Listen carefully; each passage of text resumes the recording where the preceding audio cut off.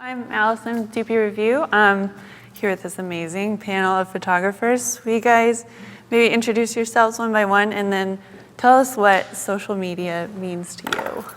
You want to start? Sure. I'm Jordan Stead. I'm a staff photographer at SeattlePI.com and a freelancer in Seattle, Washington. And social media to me is a way that levels the playing field. It's brought out a lot of creative people, and it's a way to build the network and really be able to talk with other creatives. Hi, I'm Catherine Abeg, and I'm a wedding and portrait photographer here in Seattle. Social media, I guess I'll just agree with everything you said because it was really eloquent. And I think it's actually just a really good time. I think for me, I work at home. It's a great way to stay in connection with people and kind of with the world around me. But otherwise, I think it's just for fun. It's a great way to connect with my friends and my clients and everyone. My name is John Keatley. I am a portrait photographer, and for me, social media is an opportunity to share my story with a larger audience and connect with people that I wouldn't otherwise have an opportunity to interact with. And I'm Tim Matsui. I'm a visual journalist and filmmaker, and here in Seattle. And social media is, it's a publishing platform. Like Jordan said, it kind of levels the playing field, but it also lets me keep track of who's doing what in my expanding social sphere. So people that I don't get to see for months at a time, I can still, follow what they're up to. So. Cool. Well, we have a really good mix of backgrounds and specialties, but you've all seen social media impact what you do and what your audiences expect, I would think. So let's talk a little bit about that first before we get into how you use social media, maybe in your own careers. What's your perception of how photography has changed because of social media? Do people expect different things? Do your clients expect different things? Yeah, I think off the top of my head, I think if anything, you could look at it two ways. I think it's allowed people to look at photography a little differently, as opposed to in the past it was always for very specific use. This is for print, and this is for this, and it has to be done this way. I think some people would complain and say it's like cheapened photography because it's too accessible, but I would disagree. I think that's just in your mindset. I think now people are open to creating imagery or photography in many different forms. You can still do great work with an iPhone or whatever it is you're using. It doesn't have to be a specific, fancy professional camera. So I think it has broadened people's horizons as to what can be done. Mm-hmm. So go ahead. It's just a tool. The camera, be it a DSLR or the iPhone or some Android type, it's just a tool that allows you to tell a story. And I think from the client perspective, being able to bring social media into a project, if that's what they're into and they want to chronicle the process or add that extra layer to it, it's a nice value-added thing to offer. And then for me personally, while doing some of my reportage, I like to try and include or build the audience early. And it's something now as a new filmmaker, I've learned a bit about the whole indie film industry is you need to start building that audience before you even roll camera, if you will. So social media provides a good avenue for that, I think. Yeah, okay. We talked about it's opened up photography a little bit more to the masses and sounding like we think that's a good thing. And would you guys all agree with that? Yes. I like how John touched on the idea of social media is kind of taking these traditional ways of maybe getting your work seen or getting work somehow. It's really leveled the playing field, as I said, but also it's opened up all these different ways for you to, maybe you're just a hobbyist, but you want to show your work to your friends. Who knows, 6 months down the line, you may end up having 500,000 followers on Instagram and you never even wanted that in the first place. But it's just an interesting concept to think that you could be someone who just takes pictures for fun, which is totally okay. And who knows, people may love it and it turns into something much bigger. Cool. Yeah, I agree with everything. I think, I guess just to be on the, talk about the converse side is that for what I do, like wedding and portrait photography, if you look at social media, the one thing that I think, talking about devaluing it, is that say there's something that's kind of trending online, and then everybody kind of wants to do that, especially in the industry that I'm in. So like, say I want to go do I'm hired to do a family shoot with a newborn family, and I'm like, oh, this is awesome, I'm gonna go document this amazing time in their life, but instead they want something that they saw on Pinterest or elsewhere of like a baby like in a basket with or just like all of this other stuff that they may not have ever seen before. And it's kind of like, even though it's leveling the playing field, and even though this is amazing, like I don't want to complain about, because it's been amazing for me to have this platform for people to view my work, it does tend to like, I guess, make a lot of things generic, where everybody wants the same thing because they're seeing it over and over again. They're seeing it in the masses. Do you feel that your clients are pushing you to provide or to produce stuff that is actually not in your style or the way that you see it creatively because of social media? It has happened to me before. I think I've been really lucky just because I'm really verbal with the people that I work with, and I'll just say that I have really cool clients. But I've seen it happen before, like the Pinterest list that people will send you to their Pinterest page of like all these photos that they've seen that they want replicated on their wedding day that aren't even your own photos. They're like heart hands and stuff like that. That it's just, so I think that's for my industry. I'm sure like obviously like what you guys do is really, really unique to your own vision. I think it's easy for people to want to replicate what they've been seeing over and over again because it's trending. Mm-hmm. I think that's interesting. One thing I would say to that is, I think that's why it's so important to, I don't want to get off of social media too much, but that's why I think it's so important to establish yourself as someone that creates something specific. So like, anyone can go shop at the Mercedes dealership, but if you've got like a Ford budget, you're not leaving with anything. And I think sometimes photographers, and I've fallen into this category myself as well, like you tend to feel like anyone that comes through the door, you have to make a deal with. And it's hard to turn away a potential client, but I think long term, it's really important to establish what you do, both visually and with your clients, like you said, like communicating and that sort of thing. But I think learning that, I'm not going to do something that's not who I am, because that's going to lead to more of that same type of work. It's a really, really dangerous trap. And so there are always going to be, bargain shoppers or people who are looking for something, that's the lowest common denominator. That's not ever changed. It's just, it takes a new form now through social media, whereas it used to look like something different. But I think it's learning to identify who those people are and when there's not a match, and being able to communicate that, you're actually in charge as the artist. Like, I don't really feel like we're maybe the best fit, but I can send you to someone else who would do something like that for you. So. I think we talk about more people are taking photos now more than ever. And I think it's true also that we're looking at photos more than ever. And it, I think, does kind of creep into, what you expect on your wedding day or that kind of thing. Is there any kind of impact like that? And a couple of you do a little more photojournalism, have a background in that. Is there any impact in people seeing so many images of events, big events? Does that change what you're expected to do when you cover something? This might be a question for you, Jordan. It's more you, yeah. I'll take it, then you should take it. But I think that, right now there are more photos of everything ever than there ever has been before. And especially when it comes to things like news or big events, you have everyone with phones, cameras, whatever it may be, pushing out media instantaneously, maybe an hour after the fact. But the thing that's really going to continue being important is having style and vision. And having something like John is saying, whether you're a commercial shooter, whether you're a photojournalist, whether you just have an amazing Instagram that you follow and maintain very meticulously, when you shoot and when you edit and when you publish in the way that makes you happy and really encompasses your style, people will come back to that. If they feel it, they'll come back to it. And I think that's the most important right now, because there's so much more media right now than there ever has been. It's important to maintain your style, maintain a vision and an eye. Mm-hmm. What I like also is, I think social media allows, and everybody having a camera phone allows people to participate in the visual community.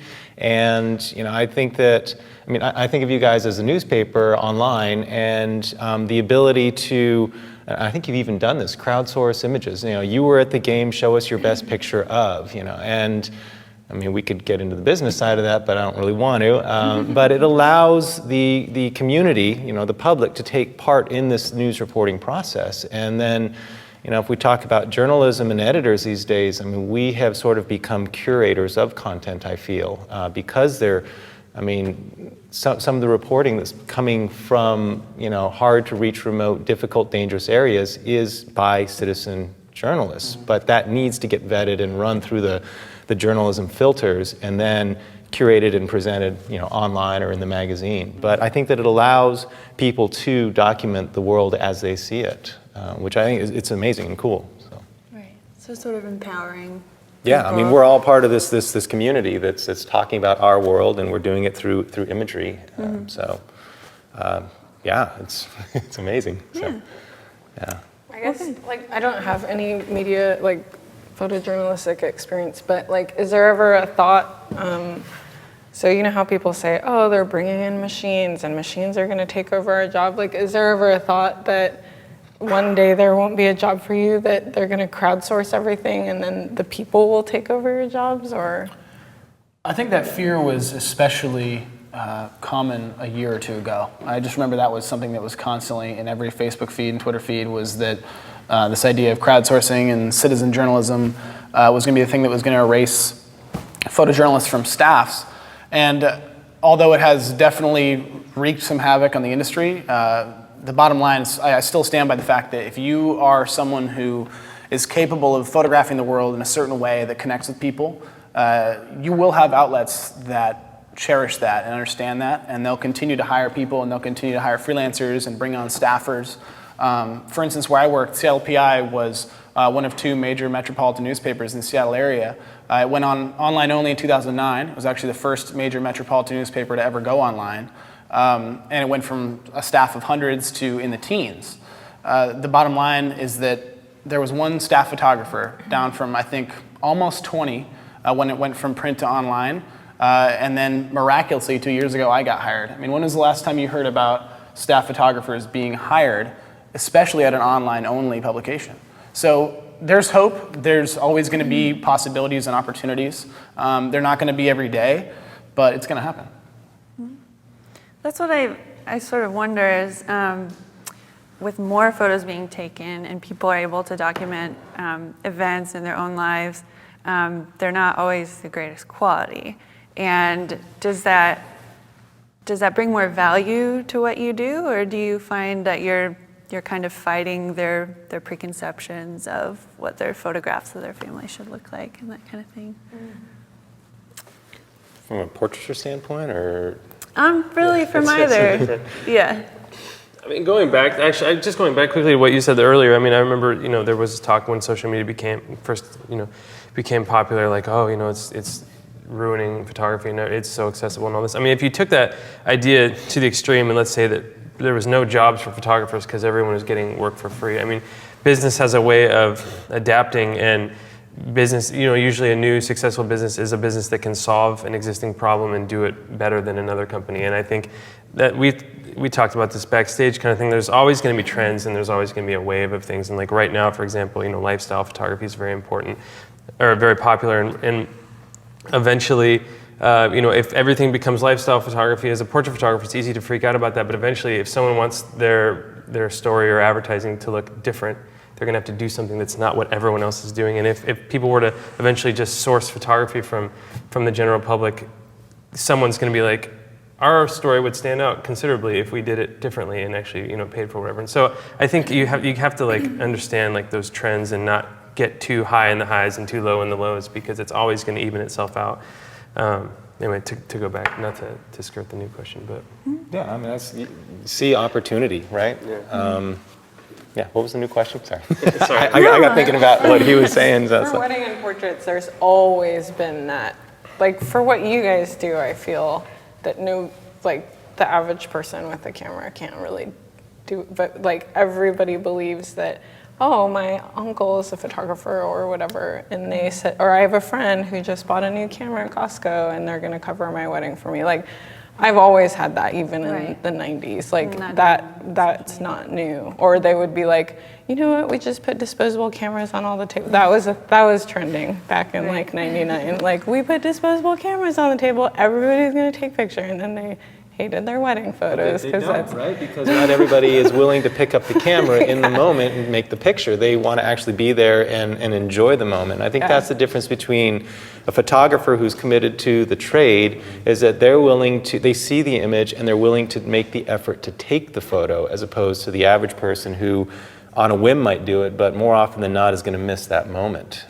So again, I think that our job security really just lies in us seeing the opportunity and staying true to our vision that is creative and visual and pursuing that, as opposed to chasing after a trend or trying to be the next favorite or stay on top. It's just, I mean, do what you like to do, and hopefully you'll be happy. Right, that's the goal. Yeah. Yeah.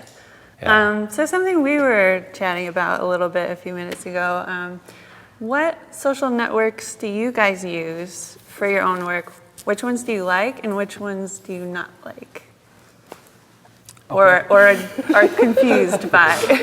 Let's see. I use Facebook, Twitter, Instagram, and I just started this Ello thing just to try it out. Okay, Ello?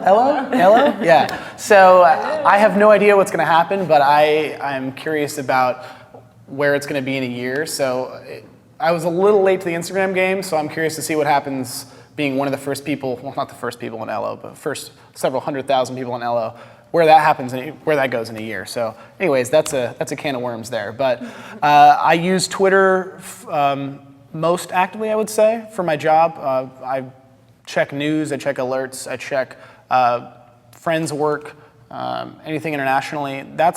I live and die by Twitter with my job, especially on the news hunt. Facebook is more of a personal thing for me, but I share the same work on Twitter as I do on Facebook.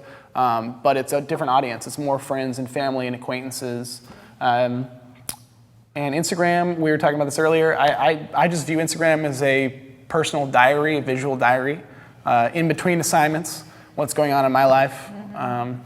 And Ello, I have no idea how to use, so that's where I'm at. Yeah. I love Instagram. I mean, you connect it to your Twitter and your Facebook, and you're good to go. I think the one platform that kind of got passed over just because it was obvious was Google+, which I don't actually use it, but I totally use it, and only because this light went off in my head that it's like, oh, who runs Google? Who runs Google+? Google does. I should probably, everything that I post on Facebook or wherever, I should also be posting that on Google+, because clearly Google's the one that's oftentimes driving business towards you. And so I still use Google+, everything that I post anywhere, I also post there, and I think it's actually really good for, I've seen it in my stats, it totally helps. But then Facebook, I think, is more like family, and Twitter is way more business. I don't know. I guess but Instagram for sure. Yeah. As a photographer, I don't think anybody's gonna deny that. It's the fun place to be. Mm-hmm. You don't have a personal one though, right? You just do. I don't use social media personally for anything. Everything I use is business. I mean, for us, we'd probably all say business is personal, because it's a reflection of who we are and what we're interested in. But in terms of why I use social media, if I wasn't a working photographer, I wouldn't probably use social media.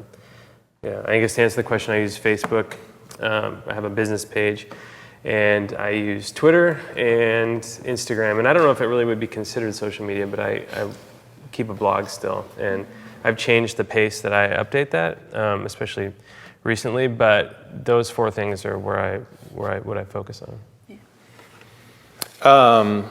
I aspire to understand Google or use it. I just haven't put the time into it, but I think I will have to. Facebook. So I have a personal profile and then a Facebook page that is open to the public. Instagram is more about what I'm doing in the moment, and it's kind of been a buffer for me in that, you know, sometimes my work stuff ends up on Instagram, but mostly it's my fun stuff, and that fun stuff is for my mental sanity. And that feeds to my Facebook page, which also feeds to Twitter. And I don't really interact on Twitter. It's too much data for me, but I'm still pushing stuff to it. And so I would say primarily I'm the Facebook page and the Instagram. And then on that page, I'll intersperse it with relevant journalism stuff for issues that I think that I'd like to put out there. So that's kind of my main thing, I guess. I have a couple questions, yeah. So I have 3 questions for you guys. Is anybody using Behance? Just curious about that. That's the social media through Adobe. I'm getting a lot of head shakes, so I'm guessing no. Account like a year ago. Yeah, I was just kind of curious. Cool. And then, are you guys using any software to release all your social media, like a TweetDeck or something? Hootsuite. And are you timing your social media? Like will you do your social media in advance and then send it out let it send it for you automatically? Sometimes. I'll do the auto schedule on Hootsuite. I don't post at like 1 o'clock in the morning, which is just a smart thing to do anyway. But yeah, it's interesting to see when things get more responses. So I'll try and time that, or I'll use the auto scheduler. Do you guys all have individual favorite times to post? I'm just weird. I like things to just happen organically. Like I could probably do Hootsuite and maybe that would relieve me of my like Instagram addiction, but like I don't want to put too much thought into like how I formulate how things, like my work is very personal to me, and so even just when I'm posting actual professional work online, like on social media, I still want there to be a lot of me attached to it. But then otherwise, like so much of my stuff is literally instant. Like it's Instagram. Like I'm doing that at that moment and I'm sharing it with my family and with my friends and with the world.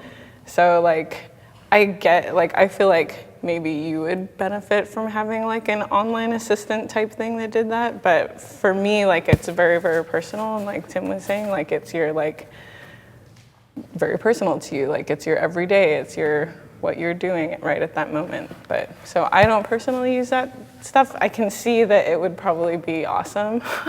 I don't know. You gotta revisit and tag people and stuff like that. Yeah. Tags, it's important. Yeah. It's like rehab for Instagram addicts, which would be me. It's like intervention Hootsuite. This is actually an intervention. Yeah. My name is Catherine and I'm addicted to Instagram. I think this goes back to something we were talking about. It's sort of what you want out of the social media. Are you expecting it to bring in business? Are you approaching it like a business person? Or is it something that's kind of a sanity relief? And yeah. Well, I have my personal brand, and the Instagram is sort of a sanity relief, and sometimes I do just publish stuff after I've done it, like out in the mountains or mountain biking or something. Mm-hmm. But I am developing an engagement project and also a film platforms from the last 2 years of documentary work I've been doing. And those I think are going to be very much more around, I guess, a business focus as opposed to my personal brand, which is my own experience. And so to plug, Leaving the Life on Facebook and movie The Long Night, which are brand new. So those are going to be, I think, more looking at scheduling and timing and then issues-related stuff pushed to those platforms. Mm-hmm. I don't know how I'm going to handle all of it, though. So. Wait, plug again. I didn't hear you. I missed the plug. Leaving the Life is the engagement project that I'm doing, and it's a Facebook page. And then movie The Long Night is the other one, and that's I guess I could ask you that later. Film, so. Okay. No time. Thanks. Yeah. See, So- I'm all instant. Talking about timing, that's sort of one of the tools in your arsenal. If you are approaching these things to drum up business or awareness, are there any other tips you would give to someone just starting out looking to promote their photography through social media? I'm totally going to sidestep this and say, before you even worry about promoting yourself or trying to create a brand or whatever else, be confident in what you do and always let it be about the work first. And we were talking about this before, and huge proponent of this. I mean, the bottom line is everybody has that friend or 30 or 40 friends online that clearly don't know what they're doing, but they're posting every photo they've ever shot. They're tweeting every single thing they're thinking, and it's just annoying, for one. And two, it's not helping them out at all. They may think that posting all these photos they're shooting all the time, constantly, no matter what the quality is helping them out, and it's really not. And I think it should always be about the work first and putting your best foot forward. Thought that was my sidestep, but yeah. Yeah. That's kind of answered. Yeah, I don't know. I'm quiet because I'm just kind of processing everything we're talking about. I mean, I think consistency is important, and I think oftentimes photographers forget that we are in business and that we are brands. I mean, business doesn't matter if you have a company with 100 employees or if you have yourself or you and your dog or whatever it is, but we're brands, and I think if you have to, it's oftentimes easiest to step back and look at a brand in your own interaction with a different brand, and oftentimes, again, we equate the idea of a brand with a company or something that sells us a product, but remembering we are the same thing. If you think about your interaction, if there was a company, for example, that, let's say, made clothes, it's like your favorite clothing company, and you bought all their clothes, you loved them, and you're like, oh, I'd really love to follow them on Instagram, and you went to Instagram, and it was just pictures of the CEO, what he ate for dinner, and he just posted what he ate for dinner and like out with his friends, you probably wouldn't follow that. You'd be very frustrated. You're like, I want to experience more of this brand. And I think what I think is dangerous is when we start to do different things in different places and we forget this is a way for people to experience different parts of our brand, but there is an expectation that customers have, and we want to be able to give them a fuller understanding of what we do, not confuse them, not introduce something into the market that's not consistent with what we sell, which is our work. And so I think that's the biggest thing, is understanding that consistency. And it's okay to do different things on different platforms, but make sure that they all relate to what you do and come back to your core focus as a business, whatever that is. Yeah, I like that. There's this book that I read a while back. It was something Vaynerchuk. It's called The Thank You Economy, and Gary Vaynerchuk, I think. Anyway, what he talks about is how you should still be treating your brand, or like anywhere on social media, you should still be treating it like it's a storefront, like you're the neighborhood butcher that people come to. Like, you can't treat people like they're this product. Like, you treat your brand, you treat everything that you put out there. Like, you don't want people to feel dirty when they're dealing with you. And I think that that's really important, because I know that I see people who are new and they're like, have like contests to get likes. You know what I mean? They'll be like, all you have to do is like such and such and hashtag this, and then maybe you'll win a 4x6 photo or something, but it's like, it's not genuine, and I think people can feel that. Like, I think a really important thing, obviously, with photography is you're finding your voice, being consistent, but then with social media, I think it's really important to try to stay genuine as much as you can. And then I honestly, this is completely opposite or counterintuitive to social media, but I think it's really, really important to still create, maintain, and nurture real life relationships, like URL versus IRL. Like, I still think that being 4 years ago or something, or 5 years ago, I threw a Christmas party, but it was because I knew all these people on Twitter and Facebook, but I had never met them. So I just threw a huge Christmas party, and it's like, let's get together. And then from that have actually established really good relationships that I don't think I would have gotten from just typing along. And it's like with other photographers or people in my industry, I think that just being genuine and actually being real on your Facebook and in real life are really, really important to establishing yourself and your brand. I don't know, but that's just me. I'm really into relationships and stuff, so. Well, it's also the worst when maybe you appreciate someone's work, or you have this idea that, oh, this person seems really cool through their Twitter feed or something, and then you meet them in person, and you're kind of like, oh, man, that's no good. So yeah, I appreciate the idea of being genuine through your feeds, because we were talking before the session as well about how social media is this projection of what you want people to see. It's only the things that you want people to see. And so being genuine, I think, is definitely very important. Yeah, that's a good point. So, kind of going along with the bringing into real life aspect of social media, are there opportunities for you in terms of work or creative projects that have opened up because of social media? Things you can do because of social media?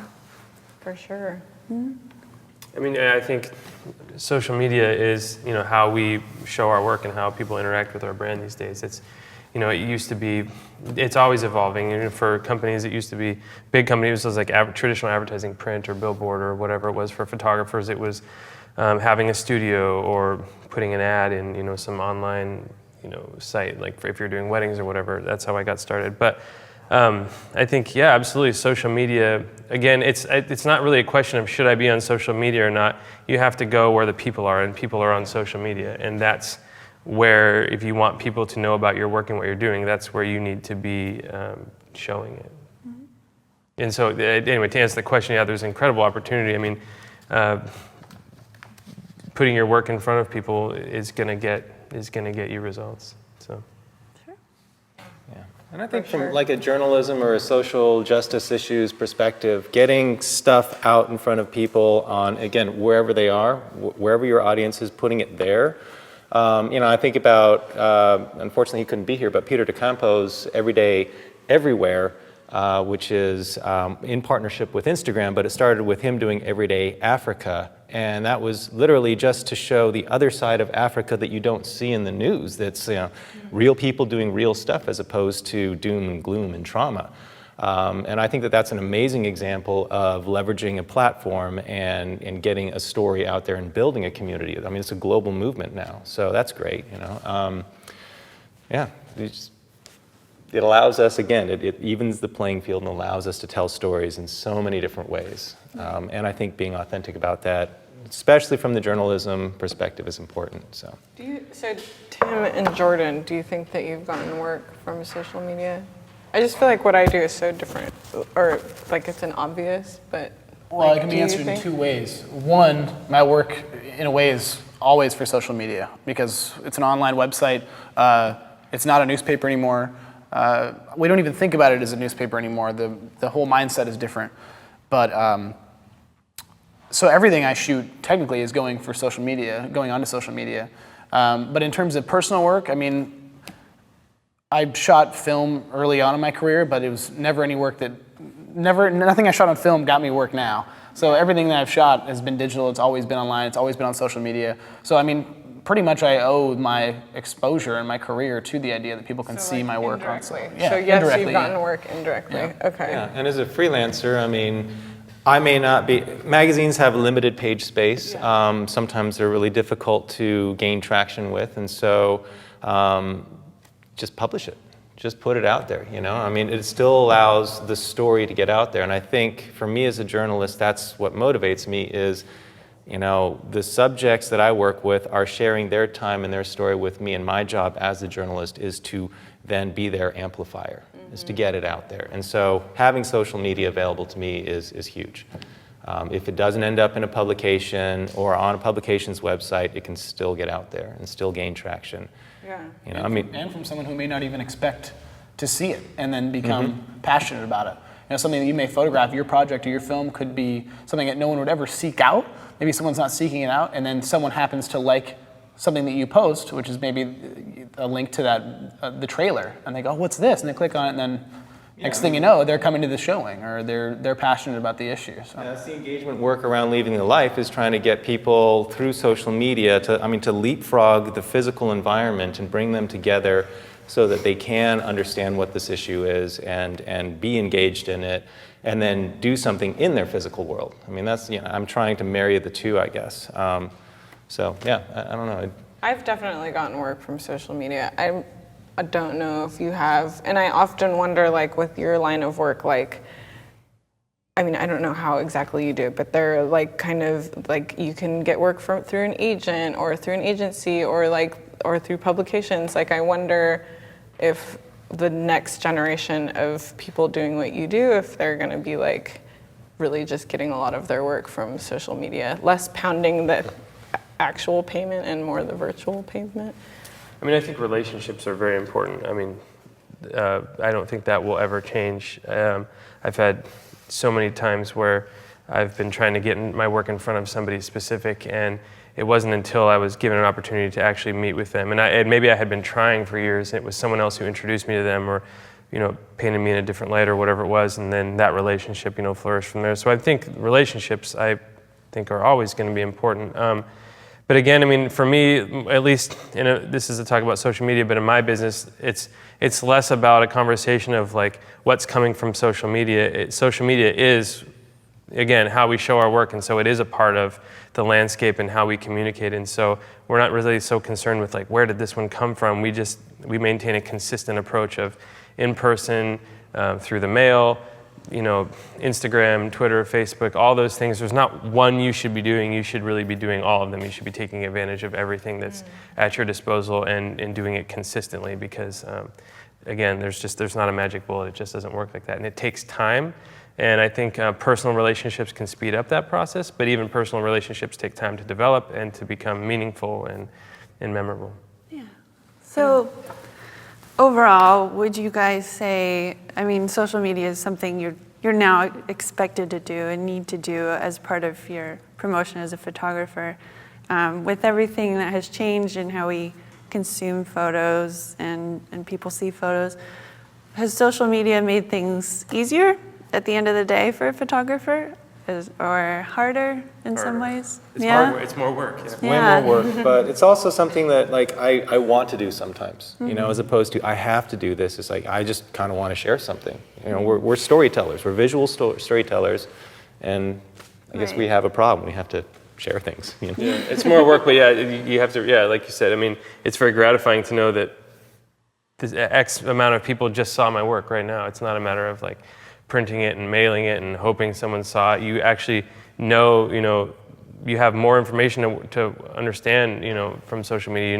If nothing else, people saw this or people commented or liked on it or whatever.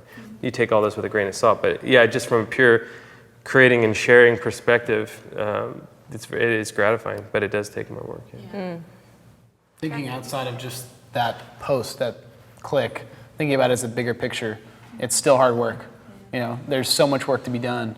And social media, it makes some things easier, but it also opens the doors to so many other things that you have to do and so many other tasks and other things you have to maintain. But it's definitely a blessing and a curse. Yeah.